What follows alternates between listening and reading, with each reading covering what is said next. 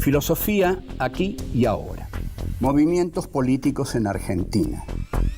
La ilusión en el progreso histórico era la bandera fundamental de la izquierda política. Sí, que se rompa, pero que no se doble.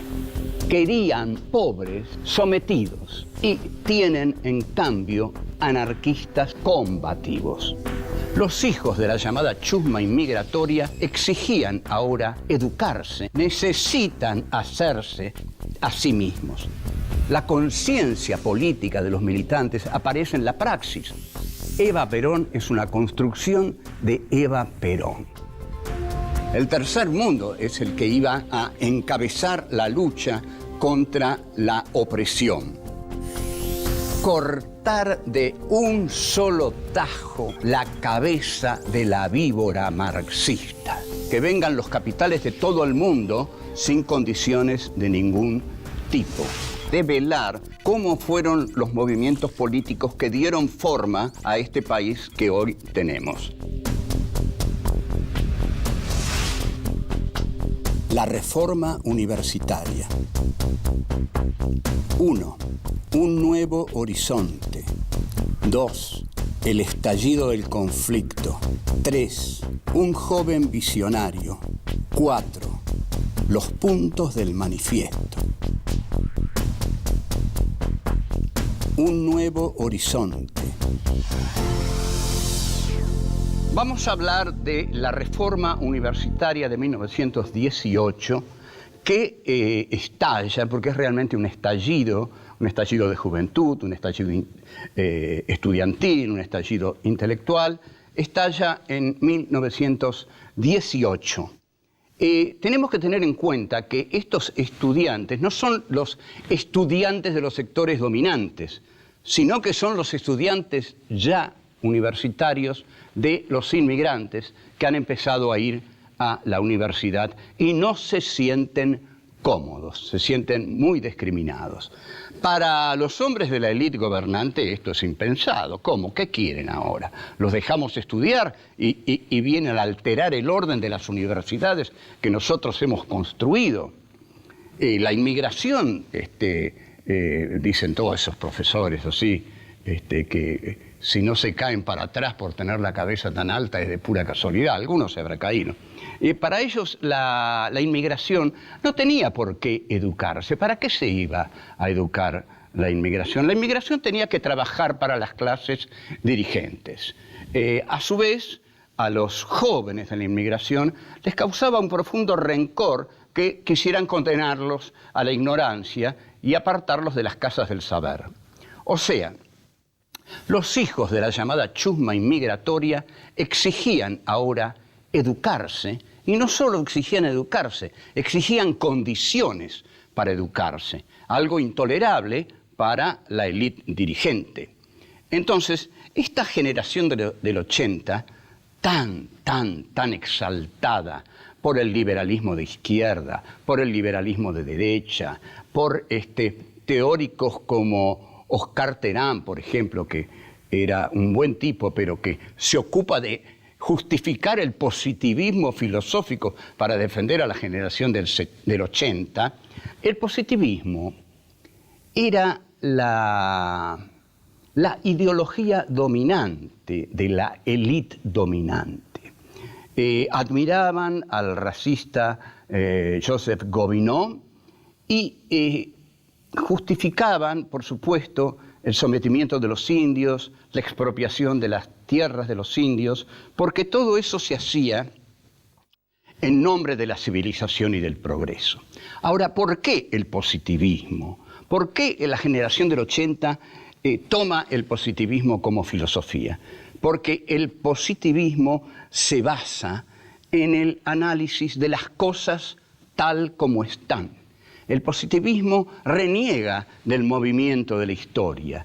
Siempre quiere cosificar un momento de la historia para estudiarlo, para someterlo al estudio científico, etcétera, etcétera. Entonces, aquel que en un momento de la historia está en un buen momento de la historia, se torna positivista y dice, bueno, las cosas son como son y es imposible cambiarlas. Y claro, porque las cosas son mías. Entonces, si alguien me las quiere sacar, le digo, no, es imposible cambiar las cosas. El problema que tiene el grupo patrio cuando llegan aquí los inmigrantes es que no tiene identidad el grupo patrio. ¿Qué identidad tiene? La identidad que podría haber tenido la exterminó. No van a mostrar la identidad de los pueblos originarios, no, esos indios salvajes, detestables, ya los masacramos. Los gauchos, y los gauchos ahí están dudando, los negros ni hablar. Entonces, Miguel Cané, en ese texto que mencionamos, dice, es un texto fundamental. Miguel Cané, hombre del 80, el autor de Juvenilia, dice, los argentinos somos cada vez menos. ¿Por qué dice esto? Porque la inmigración es tan aluvional, palabra que va a formar parte del antipueblo, digamos, de todos aquellos que odian la presencia de lo popular en la política. Con esto quiero decir antipueblo. Están contra el pueblo los que son antipueblo. No quieren que el pueblo entre en las universidades, entre en la política, apenas que entre en las iglesias para que los convenzan, como en la Edad Media, del necesario sometimiento a los poderosos. Ahora, los inmigrantes vienen con una identidad, vienen con el anarquismo, la mayoría de ellos, y algunos con su religión, muchos con su religión.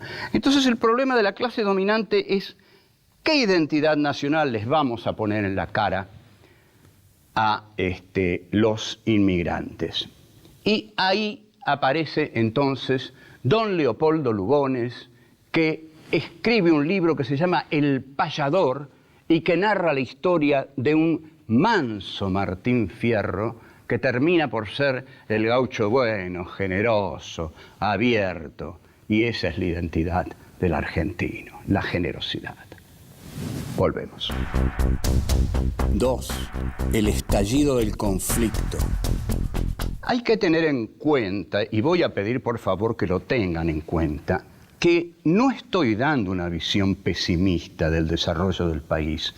En mi crítica se dirige a los sectores dominantes que construyeron este país sobre la derrota y el hambre de los postergados. Porque nos hubiera gustado un país que de alguna manera los integrara. Juan Bautista Alberdi siempre pidió no el exterminio del gauchaje del interior, sino su integración. Y llegó a plantear que el gran problema de la Argentina era la unión de la democracia ilustrada y de la democracia bárbara. El primer gobierno de Perón vino a favorecer a estos sectores postergados. Bueno, es en nombre de estos sectores postergados que nosotros enfocamos la historia. No es que no creamos que entre los que pertenecen al círculo de las clases altas no haya habido muy buena gente que eligió el destino de las víctimas. Eso es absolutamente cierto. Pero la mayoría de los hombres de las clases altas fueron parasitarios en lo económico, racistas y asesinos en lo militar. Es contra esos argentinos que nosotros tenemos una visión muy pesimista del país que hicieron y desde aquí, por ahora, los vamos a condenar. La reforma universitaria en Córdoba fue uno de esos movimientos que no le gustan a las clases que dominaron y dominan la Argentina. Estalla en Córdoba, la llamada Córdoba la Católica. Sarmiento, en el Facundo, con una prosa magistral, ya ven cuánto lo quiero a Sarmiento, con el cual no coincido en muchas cosas, pero lo admiro porque era un gran escritor nacional. Sarmiento escribe en el Facundo, Córdoba es un claustro encerrado entre barrancas. Un claustro encerrado entre barrancas. Córdoba la monacal, Córdoba la de la tradición eclesiástica más rancia que de la Argentina, es sin embargo la que el lugar en el cual estalla esta reforma universitaria que expresa las ambiciones de los inmigrantes. Córdoba tenía una antigua universidad fundada por los jesuitas en la colonia. Bueno, esta antigua universidad, que tenía costumbres religiosas que desagradaban a los jóvenes de los nuevos tiempos, siempre es un poco así. Los jóvenes de los nuevos tiempos quieren algo nuevo. No pueden vivir de lo viejo, de lo que sirvió para generaciones anteriores. Tienen que inventar lo que sirve para ellos. Los inmigrantes que ahora se estaban culturalizando, gran peligro para la élite dominante, querían una universidad a su medida, que los contuviera, una universidad democrática. La élite no podía decirles la verdad. La verdad de la élite dominante era: ustedes vinieron aquí a trabajar. Nosotros somos superiores a ustedes. Trabajen y nada más. Este país es nuestro, ha sido nuestro y será nuestro. Así que nada, nada, nada de huelgas ni reformas. Entonces, frente a esto, frente a esta actitud, se formaron centros de estudiantes desde los comienzos ya del siglo XX. Y hay centros de estudiantes en Tucumán, Córdoba, Buenos Aires, La Plata. Todo esto es peligroso porque la cultura es realmente peligrosa para los sectores dirigentes, porque la cultura da un horizonte de superación del dolor actual hacia el futuro, donde este dolor actual ya no tendrá sentido porque habrá sido eliminado.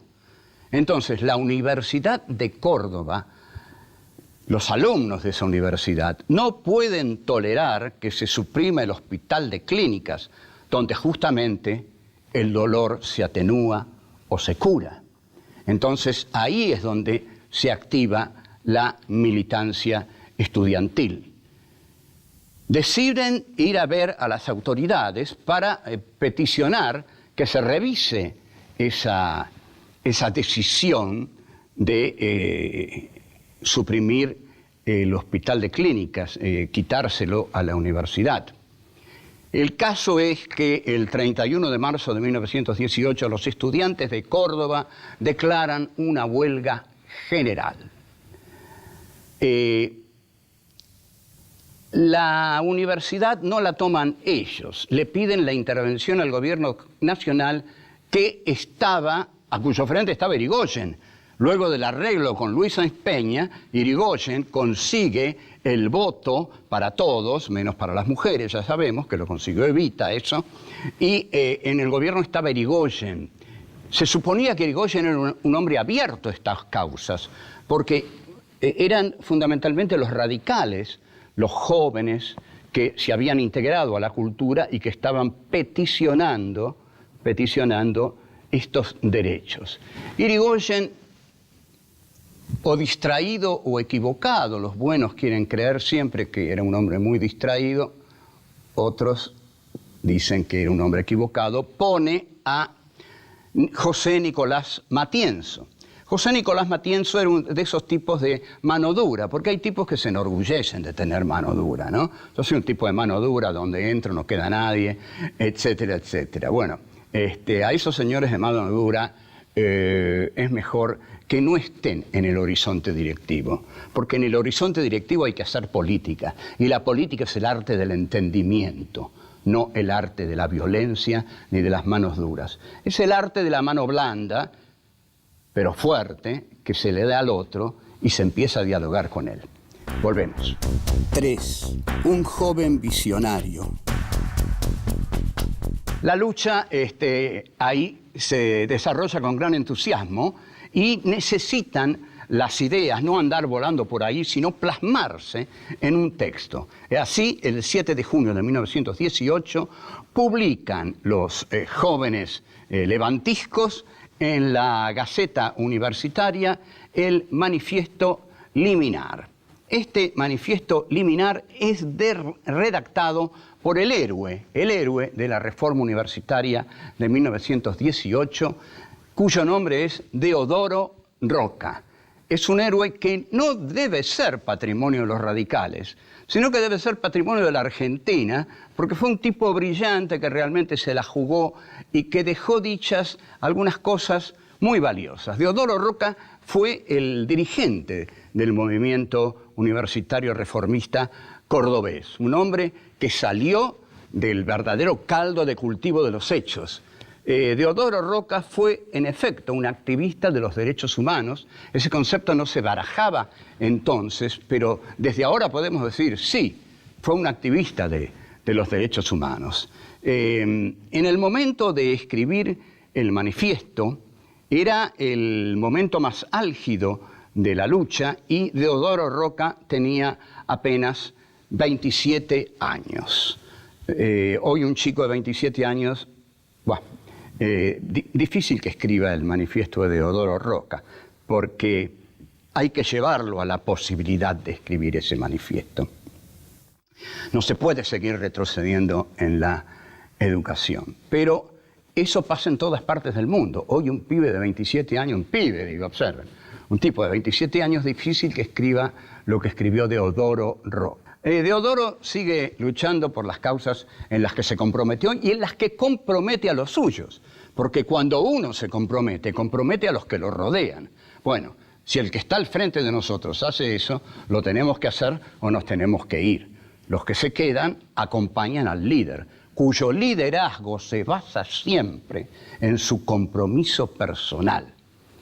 Se forma un comité pro presos y exiliados de América, un comité pro paz y libertad de América y la Liga Argentina por los Derechos del Hombre. O sea, como vemos, los hombres de la reforma universitaria de 1918 son muy creativos en cuanto a la formación de entes universitarios orgánicos en los cuales se vayan ubicando y conglomerando los distintos militantes. Deodoro Roca vive en Córdoba, como dijimos, en la calle Rivera Indarte, y en la calle Rivera Indarte se forma una especie de salón literario al estilo del de Marcos Sastre, pero con un lustre más popular, porque ya no eran Echeverría, Alberti, Marcos Paz, Juan María Gutiérrez. Son, como dije, los hijos de los inmigrantes que quieren educarse en libertad. Entonces estos son los centros progresistas más importantes de la cultura argentina. El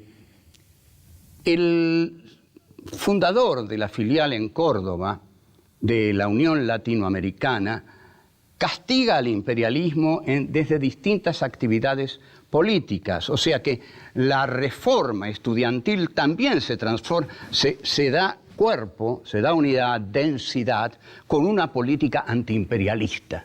Trasciende no solo su lugar, el de Córdoba, se extiende al lugar nacional, a la Argentina, y se extiende a América Latina.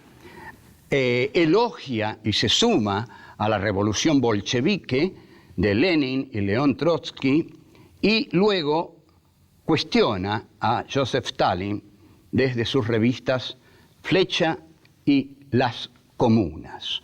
O sea que ya la reforma universitaria cordobesa ve claramente que con Stalin van a cambiar las cosas en la Unión Soviética y va a haber una, degeneración del concepto del socialismo que ellos imaginan. La gente de la reforma del 18 hace de todo. Encabeza campañas en defensa de la Revolución Española, contra el fascismo, se solidarizan con Sandini, con Sacco y Vanzetti y defiende a los presos políticos. Todo esto los lleva a tener una visión universalista de la política, o sea que no es una mera, un mero reclamo universitario, es una visión, es un concepto ideológico universalista del estado del mundo y de la política.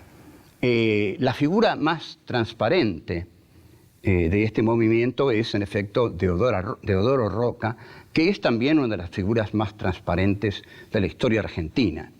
Deodoro Roca luchó por la reforma universitaria de 1918, que cubrió todos estos aspectos que acabamos de mencionar de la condición humana. Fue muy, muy ambiciosa. Ahora, tenemos que ver si no ocurrió que el que mucho abarca, poco aprieta, pero ellos quisieron abarcar mucho porque eran muy jóvenes, porque a los 27, 28 años se quiere abarcarlo todo. Volvemos. 4. Los puntos del manifiesto. En el manifiesto liminar, Deodoro Roca piensa que las universidades han sido el refugio tradicional de los mediocres. ¿Por qué de los mediocres? Porque a las universidades iban únicamente los hijos de los sectores dominantes, ¿no? Los hijos de los sectores, digamos, elegantes, oligárquicos, y los hijos de los poseedores. Los hijos de los no poseedores tuvieron que ganarse el derecho a ir a la universidad, pero los hijos de los poseedores, los hijos de los sectores dominantes, no estudiaban en la universidad, si total ellos ya lo tenían todo, y algunos en todo caso estudiaban en Europa, pero no tenían el hambre de luchar por el conocimiento, porque los jóvenes que hicieron la reforma universitaria sabían que el conocimiento es poder. Conocer es poder, educarse es poder. Todo eso les iba a dar poder en una sociedad que los detestaba. Entonces declaran anacrónicos todos los regímenes universitarios porque ellos tienen los propios para poner en las carreras. Y más aún, proponen que los estudiantes sean los que elijan a sus maestros y directores. Y más aún, exigen el reconocimiento del derecho de exteriorizar su pensamiento en los cuerpos universitarios. Digamos que estos jóvenes pedían muchas cosas, no sabían que se enfrentaban a una clase social muy avara en conceder derechos y muy castigadora en exigir deberes. La reforma, como dijimos, tiene una visión latinoamericana e invita a todos los países del resto de América a sumarse a esta lucha de libertad. Así la conciben. La lucha por el conocimiento es la lucha por la libertad del sujeto. Esta clase inmigratoria exige estudiar en una universidad más justa, ante todo, no contaminada de catolicismo arcaico. Allí donde se enciende una vela, decía Víctor Hugo, hay un cura que sopla. Estos chicos pensaban eso. No quieren viejos próceres, no quieren pedantes que gobiernan como patrones sobre el estudiantado. Porque, por supuesto, el tipo que era elegido rector de una universidad concebía al estudiantado como ganado, porque él era un hombre del campo también. Entonces, había una concepción ligada a la esclavitud de los estudiantes. Entonces, la juventud de Córdoba se declara como la juventud, como los hombres libres de Sudamérica. Y dicen, acabamos de romper la última cadena que en pleno siglo XX nos ataba a la antigua dominación monárquica y monástica. Hemos resuelto llamar todas las cosas por el nombre que tienen. Córdoba se redime. Desde hoy contamos para el país una vergüenza menos y una libertad más. Los dolores que quedan son las libertades que faltan. Esta es una frase excepcional de Deodoro Roca. Los dolores que quedan son los deberes que faltan. Piensen ustedes cuántos dolores hay en la Argentina, cuántos dolores hay en el mundo. Entonces pensemos cuántos deberes faltan. Siguen los jóvenes de Córdoba. Creemos no equivocarnos. Las resonancias del corazón nos lo advierten. Estamos pisando sobre una revolución. Estamos viviendo una hora americana. Que esta frase del manifiesto liminar permanezca en todos nosotros. Es decir, es tan fundamental, tan precisa, que justamente nos señala un camino a seguir en favor de los extraviados, de los expulsados, de los escupitados del sistema, de los que son carne de cañón de las policías bravas que luchan contra la delincuencia. Este es un camino del que nunca tendremos que desviarnos, al menos los hombres que queremos ser mínimamente decentes, honorables y tener algo de moral en este país. No hay que olvidar la frase de Deodoro Roca: allí donde hay un dolor, hay un deber que falta. La conclusión de la reforma universitaria de 1918 en Córdoba es que fue un gran movimiento democrático y de libertad. Después, haya venido lo que haya venido, eso no fue destruido nunca. Siempre nos debemos referir a ese acto profundo de libertad que un estudiantado ambicioso, joven y deseoso de ser reconocido por este país tan escasamente hecho para reconocer a los otros, esos jóvenes hicieron algo esencial por la libertad de los hombres. Salud a ellos. Chao.